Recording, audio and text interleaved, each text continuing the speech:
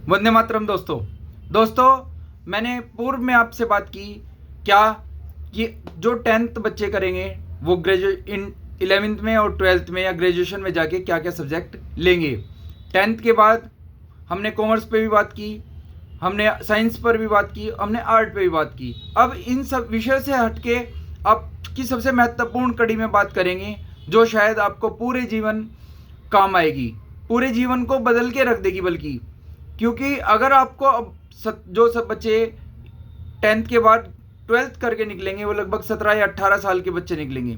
ये जो 17 से 18 साल की आयु से लेकर और 25 साल तक की आयु का समय है वो आपके जीवन का इतना महत्वपूर्ण हिस्सा है कि शायद इस हिस्से दोबारा आप पूरी जिंदगी ना कमा पाएं। ये कमाई से भी महत्वपूर्ण समय है। इस समय को आप जितना अपने ऊपर सदुपयोग करेंगे शायद पूरी जिंदगी आपको फिर कुछ करने की आवश्यकता ना रहे। ये आपका बेस है। सबसे बड़ी शर्त है कि अब तक जो आपने किया 17 साल से पहले जो आपने अब तक कर चुके, जो भी आपने सीखा वो सबको भूल जाइए।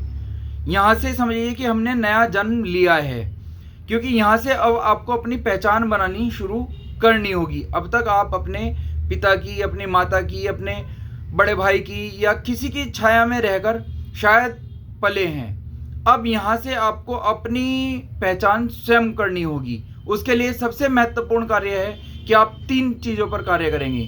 अपने शरीर पर, जो बच्चे अपने शरीर पर कार्य नहीं करेंगे वो फेल हो जाएंगे।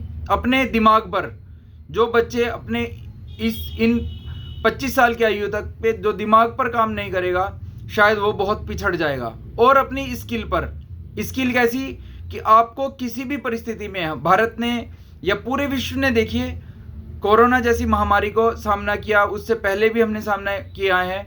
इन महामारियों में वही देश कामयाब रहे हैं जो स्किल दे, यानी कि जो दिमागी तौर से भी मजबूत थे, जो शारीरिक रूप से भी मजबूत थे और जो स्किल बेस्ड थे।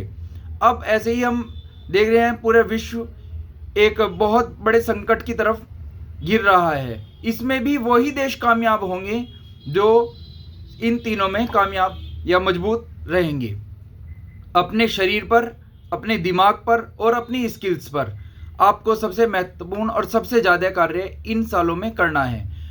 जो बच्चे इन 25 साल तक की आयु में सीखेंगे, गुणेंगे, वही बच्चे आगे जाकर कामयाब होंगे। मैं पहले भी कह चुका हूँ और फिर दोहराता हूँ, बच्चे वो यहाँ से आगे जो बढ़ें वो ये सोचकर बढ़ें कि हम भारत को क्या दे सकते हैं, हम भारत के लिए क्या कर सकते हैं। जिसके दिमाग में ये रहेगा वो स्वयं सक्सेस की तरफ बढ़ जाएगा, सफलता उसके पीछे पीछे होगी।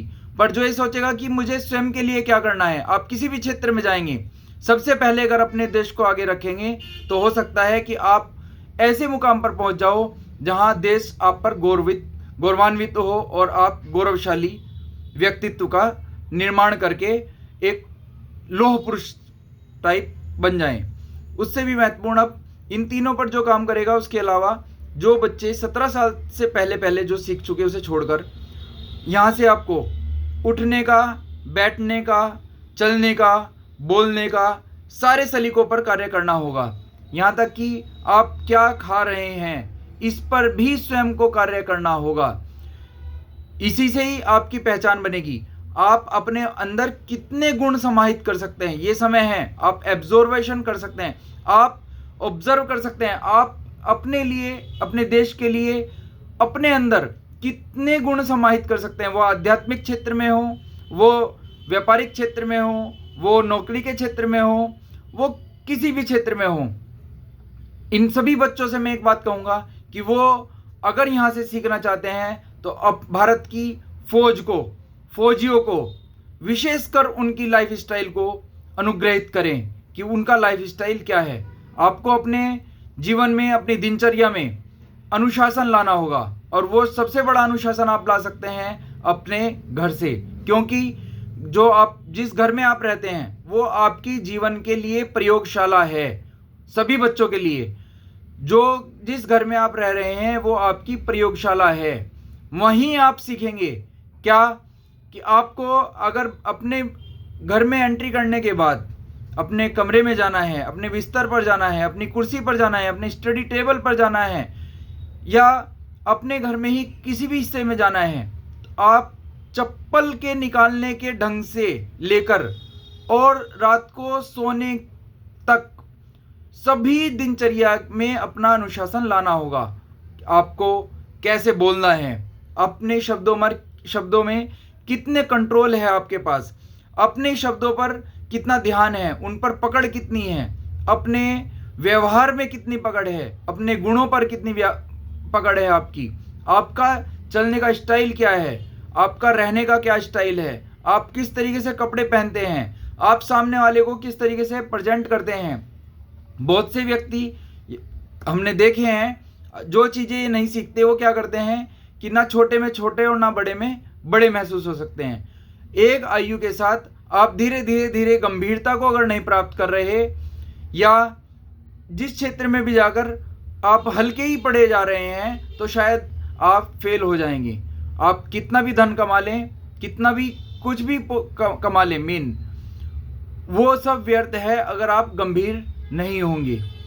जीवन में यहाँ से अब आपको सीखना है कि अनुशासन के साथ आप किस तरीके से गंभीर रह सकते हैं। अगर आप गंभीर नहीं होंगे तो आपके शब्दों की भी कोई कीमत शायद नहीं समझेगा, जो समझेंगे तो वो भी ऐसे ही समझेंगे। इसीलिए 25 साल तक के बच्चों के लिए विशेषकर है, वो अपनी पूरी लाइफ स्टाइल को चेंज करे। उनमें धीरे धीरे एकदम परिवर्तन नहीं होगा, उसमें धीरे धीरे आपको कैसे बोलना है, कैसे चलना है, कैसे उठना है, कहाँ पे जाकर किसी ऑफिस में जाकर कैसे कार्य करना है, कैसे आपको भोजन लेना है, क्या डाइट लेनी है। अब देख रहे हैं बच्चे खा रहे हैं उलट सुलट, उसका दुष्परिणाम क्या होता है कि वो अपने स्वास्थ्य से, अपने शरीर से सबसे बड़ा खिलवाड़ करते हैं। और मैंने अभी बताया कि सबसे ज़्यादा आपको अपने शरीर पर कार्य करना है, अपने दिमाग पर कार्य करना है, और उसके बाद अपनी स्किल्स पर कार्य करना है। जो बच्चे अपनी स्किल पर कार्य नहीं करेंगे वो बहुत पिछड़ जाएंगे, और इतने पिछड़ जाएंगे कि शायद जो उनसे पीछे भीड़ आ रही है वो उनको धक्का देकर आगे निकल जाएगी। इस चीज़ से बचना है। आगे भी आपको टिप्स बताई जाएंगी कि आप अपने जीवन में क्या क्या परिवर्तन लाकर क्या क्या कर सकते हैं। अभी ग्रेजुएशन में कैसे आप विषय लेकर कैसे आगे बढ़ेंगे, क्या करना चाहिए आपको, उन सभी के लिए आप हमारे साथ जुड़े रहिए। धन्यवाद। जय हिंद।